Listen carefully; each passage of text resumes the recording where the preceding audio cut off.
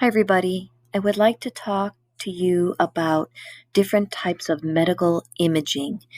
These are going to be different ways that we can look at the human body. I would like for you to read about these on page 9 and 10, I want to say. Looking it up. 10 and 11, pages 10 and 11 as well, just to kind of, especially the ones that we talk about here. I have this document for you as a CAMI if you wanted to go back and put on any notes of your choice. Okay, x-rays. X-rays are considered to be those that you would take if you're looking at hard, dense structures, tumors, bone. They do have a certain level of radiation. As a matter of fact, many of these do. Okay, they are on the electromagnetic spectrum. X-rays tend to be somewhere between ultraviolet rays and gamma rays, but we're very familiar with them. You should watch how many X-rays you get a year. You don't want to get too much radiation. Remember, radiation can change your DNA and hence cause cancer. Okay, so this is of a foot and a hand. All right, mammograms we might be familiar with. Women get these every 5 years after a certain age, unless you are one who has it in your family. Here with mammograms, they're going to, and you can see, this is kind of cool. You can see the skeletal muscle here, okay? Can even mark on this if I want. You see the skeletal muscle here going in this kind of fibrous way. And this is not muscle. This is going to be the breast tissue, okay? So, and in a mammogram, you're looking for changes in breast tissue, okay? You want to kind of get baseline data, and so that you can see the changes as years progress, potentially. But this is relatively a low dose type of an X-ray, okay?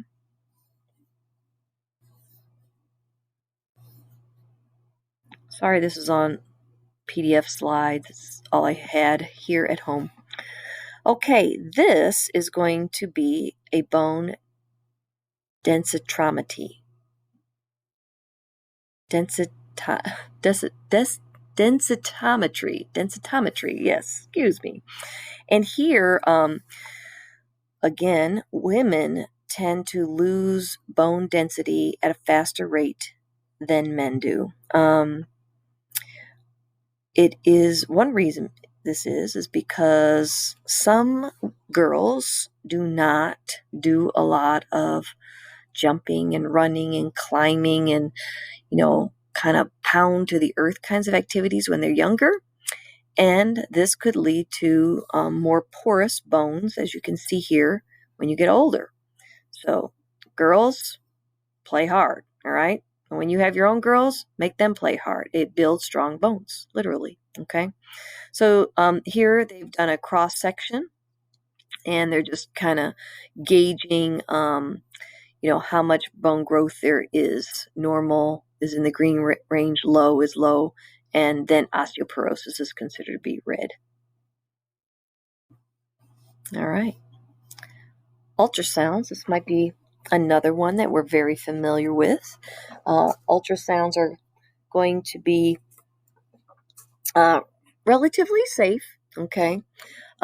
Here you're getting a high frequency of sound waves, and the pulses of sound waves kind of echo back, and that's the visual image that you see. So with an ultrasound, you could detect a fetal age, you can detect the position of the fetus, you can detect where the placenta is located.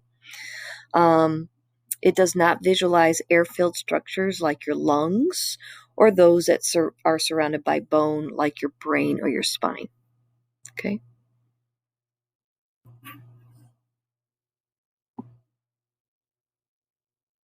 Okay. A PET, a positron emission tomography. Now this one, and this is, kind of a artist rendition of it. This one is going to use radioisotopes to view metabolic processes. Okay, so here we're talking about high energy gamma rays being produced, and you're picking up brain activity like you might want to find in an Alzheimer's patient, or maybe one who may have some mental illness or epilepsy. And usually, it's all colored, so that's kind of one clue that you're looking at a PET image. And again, going to be color coded so that you can understand what the colors mean, right? Okay, that's a PET. A CT scan, or a computerized tomography scan, kind of looks like an X-ray, but we call it a refined X-ray. Okay, they are actually pictures of very thin slices of the body, like as thin as a dime, and they're used commonly in the brain and the abdomen. Okay, where you may have some soft tissue. DSR, dynamic spatial reconstruction. So the word spatial, I think, kind of helps here because you can kind of see like a 3D image, this dynamic spatial thing. It's an ultra fast CT scanner that produces this, and it gives you these 3D images from any angle, so you can like pivot this thing all the way around. It also shows organ movement, like your heart beating or blood flowing through your veins. So hence you could detect heart defects or blocked blood vessels. Okay, so spatial reconstruction. Okay, MRI. This is another one you might be familiar with, magnetic resonance spectroscopy. Okay, they have these very large machines that you have to go into. People who are kind of claustrophobic have a difficult time with them sometimes, but they use magnetic fields up to 60,000 times stronger than the Earth's magnetic fields. And they actually make hydrogen atoms kind of spin. They're better than CT scans. And you can really see a lot of soft tissue in here. You can see the cartilage. You can see the muscle. Here's the patella. Here's the top of the tibia and the bottom of the femur here in this knee picture. So it can help like show degenerative diseases as well.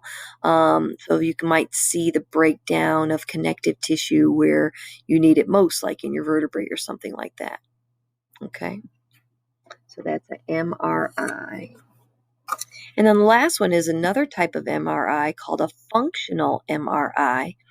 And here, the thing with this is it's going to track blood flow in the brain in real time. So if it's a functional MRI, you're looking at a brain picture, okay? And here we're going to have patchy colors, unlike that other one I was showing you before. So MRI shows patchy colors of brain activity. Here, there are no radioisotopes used. It's less invasive than some others. Long-term health risks of exposure to strong magnetic fields is kind of unclear right now. But in general, you guys, you want to minimize as much of this kind of radiation as possible. Okay.